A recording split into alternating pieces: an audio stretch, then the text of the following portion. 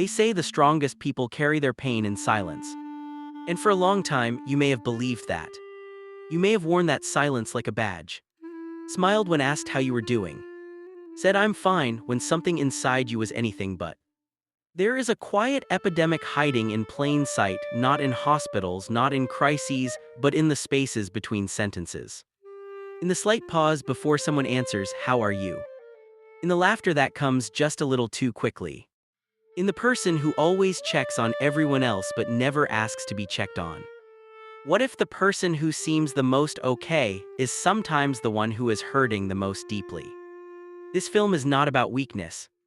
It is not about breakdown.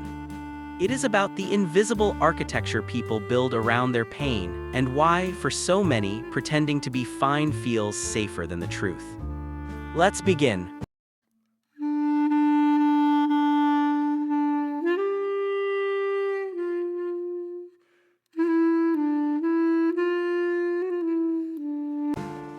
There is a particular kind of person you have probably met. Always steady, always warm. The one people lean on without thinking twice, because leaning on them has always felt so easy, so safe. They laugh at the right moments. They send the thoughtful message. They show up. And if you were to ask them, genuinely ask them, how they were doing, they would smile. Not a false smile exactly. Something more complicated than that. A smile that has been practiced so many times it no longer feels like a performance. It simply feels like a face. I'm fine, they would say, just tired. And the conversation would move on.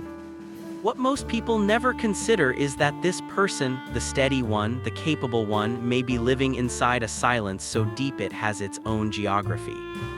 There are rooms inside them that no one has ever been invited into. Not because they are closed people. Not because they do not long for connection. But because somewhere along the way, they learned that their pain was better kept private. That their struggle, if shown, would change something. That being not fine was a kind of inconvenience they were not willing to impose. And so the performance began. Quietly, without announcement. Not a grand decision. More like a slow drift. The gradual editing of oneself into something more manageable, more easy for the world to be around. These are not people who are lying in the traditional sense.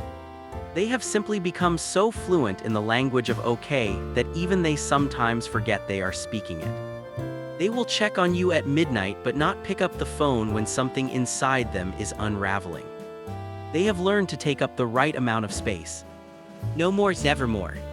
The person who always seems okay is not stronger than you. They are not more evolved, more resilient, more at peace. They are, in many cases, simply more practiced at invisibility. And invisibility, no matter how gracefully worn, is still a kind of disappearing. No one is born pretending. Spend a moment with any very young child and you will see this clearly. They cry without apology. They laugh with their entire body. They reach for comfort without calculating whether the reaching is appropriate.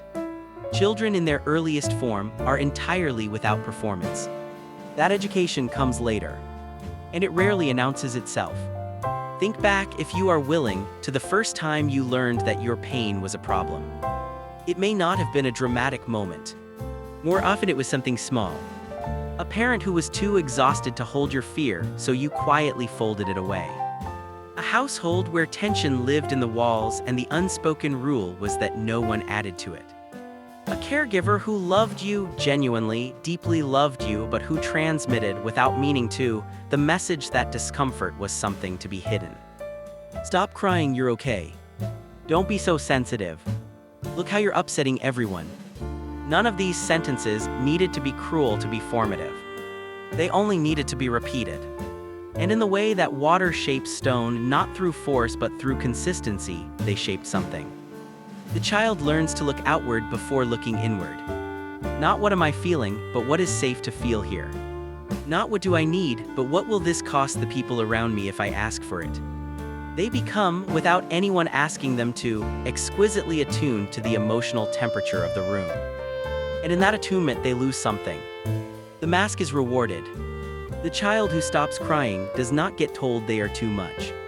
The teenager who hides their sadness does not become a burden. And and what is rewarded is repeated. Some of these children were also asked, without anyone using those words, to become emotionally responsible for the adults around them. The one who made everyone laugh when things got heavy. The one who grew up faster than they should have. They grew up being needed. They were never taught how to need. The mask was not a choice made in weakness.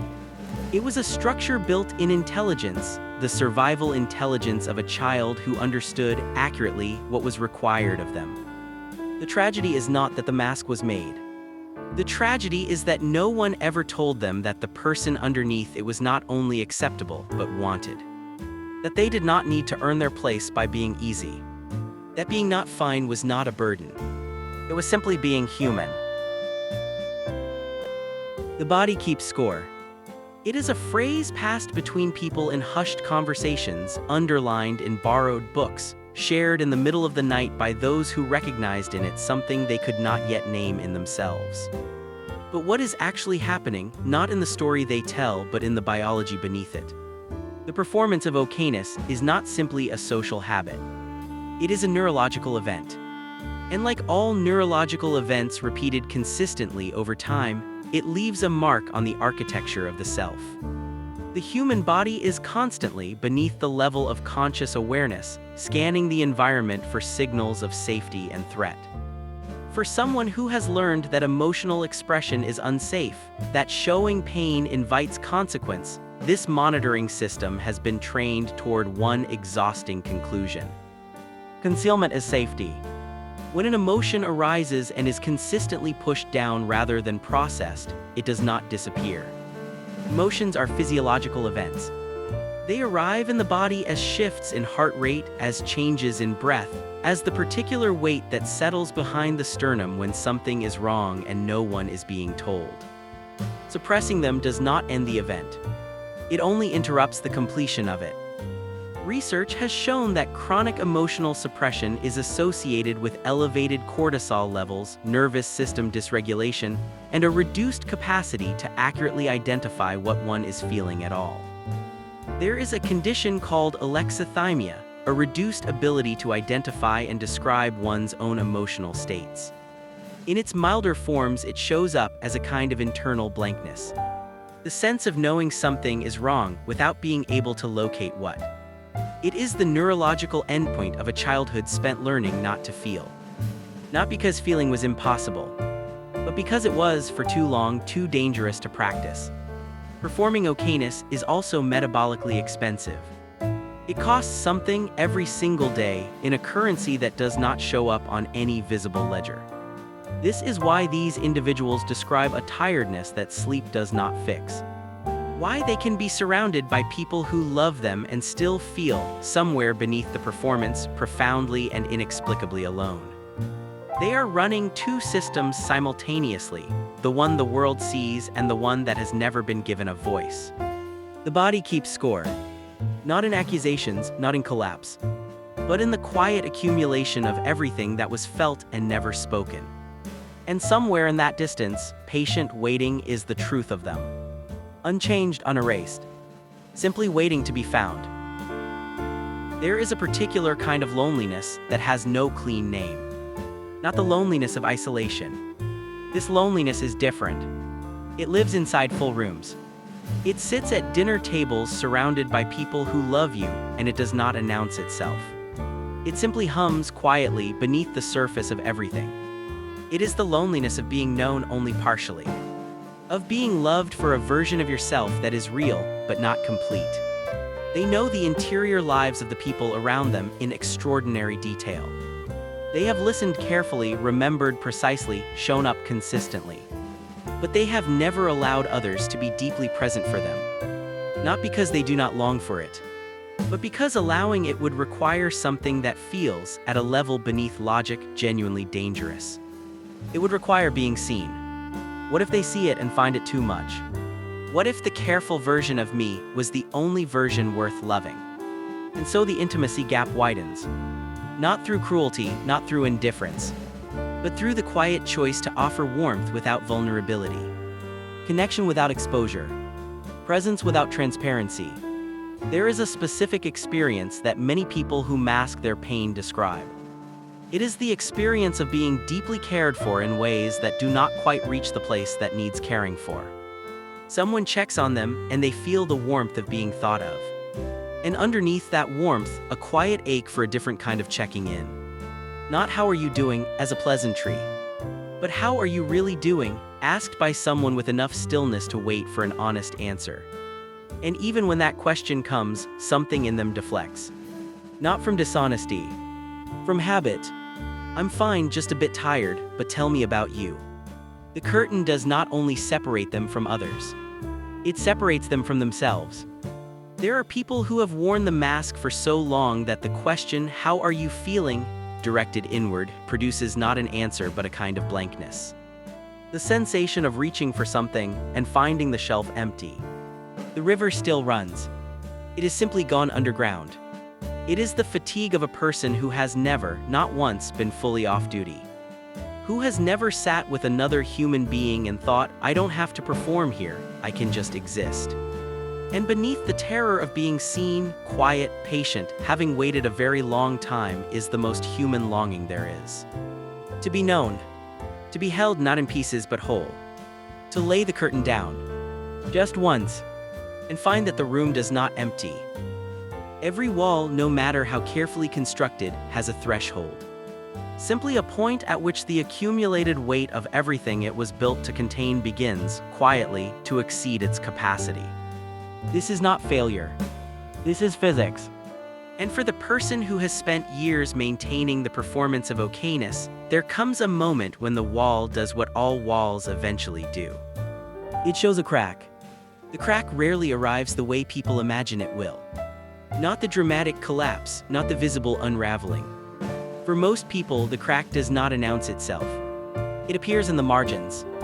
It is the unexpected tears in the car on the way home from a gathering that went perfectly well.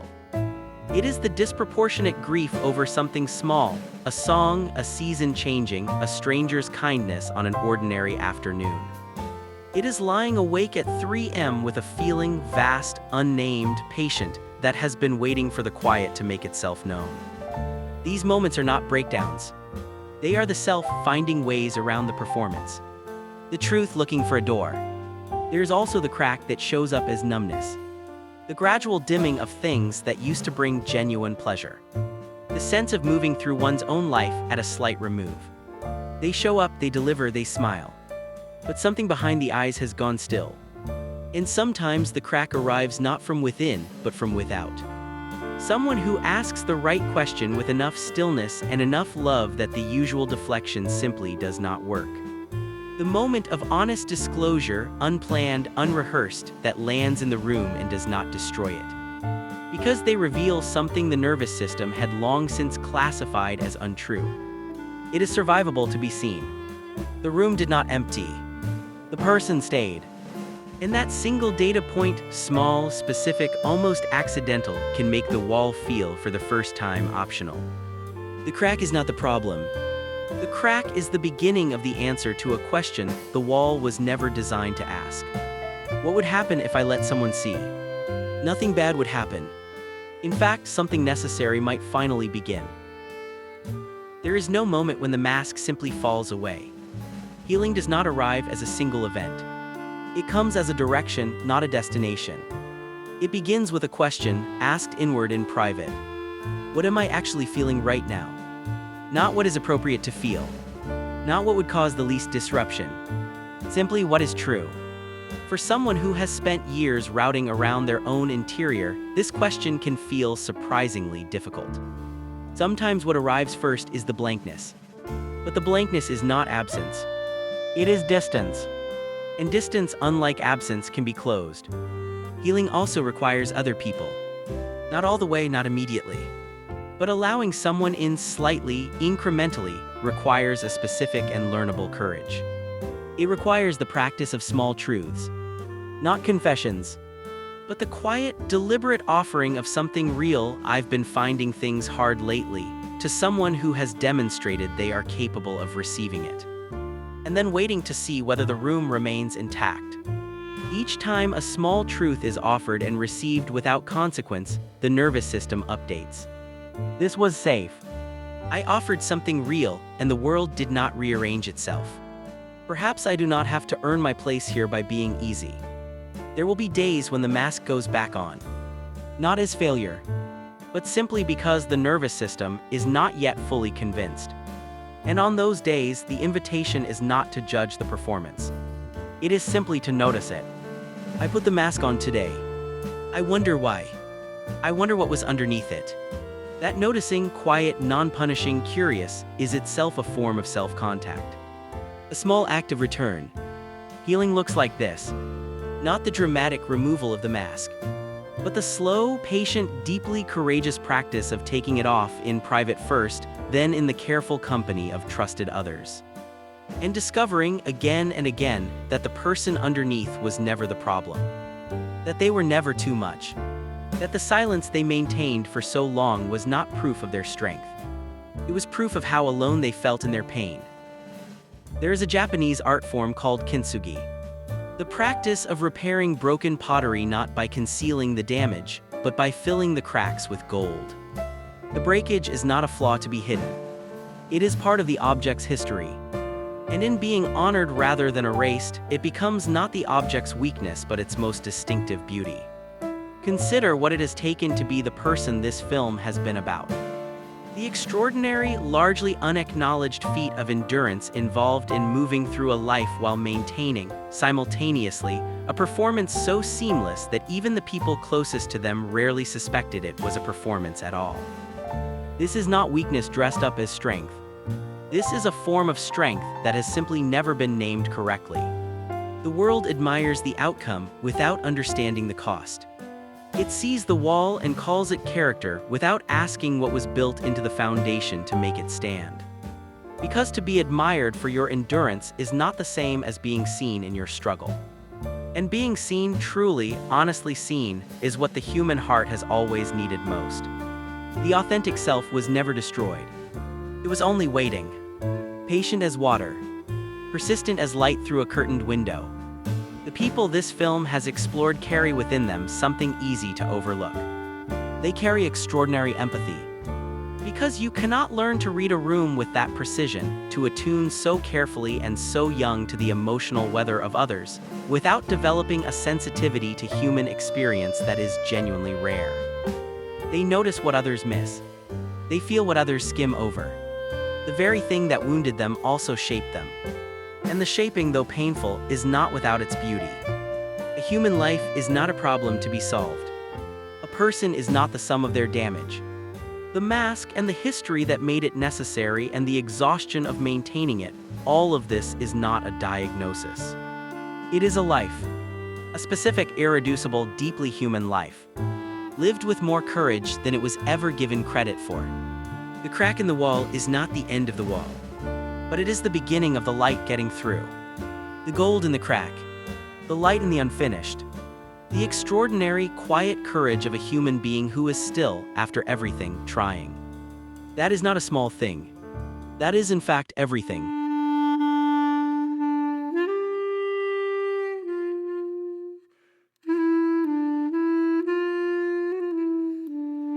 We have traveled a long way together in this film.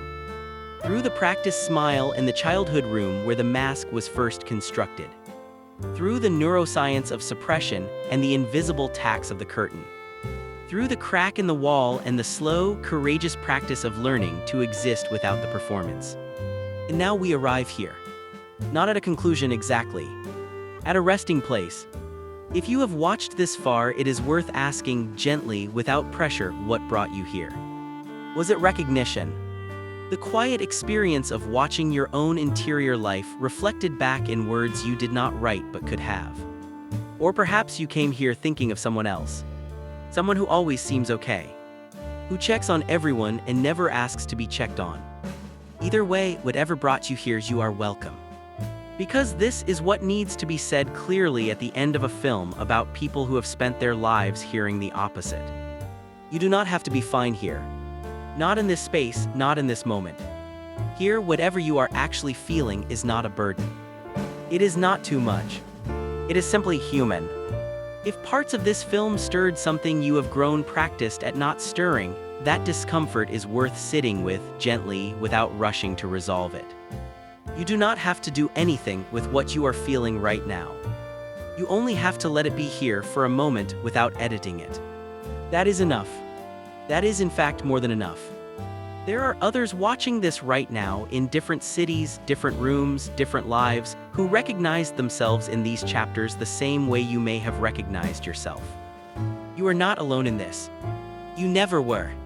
The silence you have maintained was never evidence that no one else understood. It was only evidence that the right words had not yet found you. Perhaps today some of them have. If this space feels like somewhere you would like to return to, a place where the hidden architecture of human emotion is explored with care, without judgment, you are warmly welcome to stay connected. Not because you need to, but because there is something quietly valuable about having a space set aside for this kind of reflection. For the questions that do not get asked at dinner tables. For the feelings that do not fit into the language of "how are you" and "I'm fine." If something in this film moved you, the comments below are a place where that can be shared. Not because sharing is required, but because the person who reads your words tomorrow at 3 a.m. in their own quiet room might find in your honesty the same thing you found in this film. The relief of recognition, the knowledge that they are not alone. Your words, offered gently and only if you choose, might be the thing that makes someone else feel, for the first time in a long time, that their silence has been understood. That is a profound thing to give another person. To the person who always checks on everyone else. Someone is thinking of you tonight. To the person whose smile has learned to arrive before the feeling does. Your realness is not a burden. It is a gift that the world has not yet learned how to ask for properly. To the person who has been carrying something heavy for a very long time, in the particular silence of a life that looks, from the outside, entirely okay. You have been so strong for so long. And strength like that deserves to be held, not just witnessed. You deserve to be known. Not the performed version. Not the edited, manageable, easy to be around version. You. The unfinished, complicated, feeling, exhausted, beautiful, real you. You don't have to be fine. Not here. Not anymore. Take care of yourself.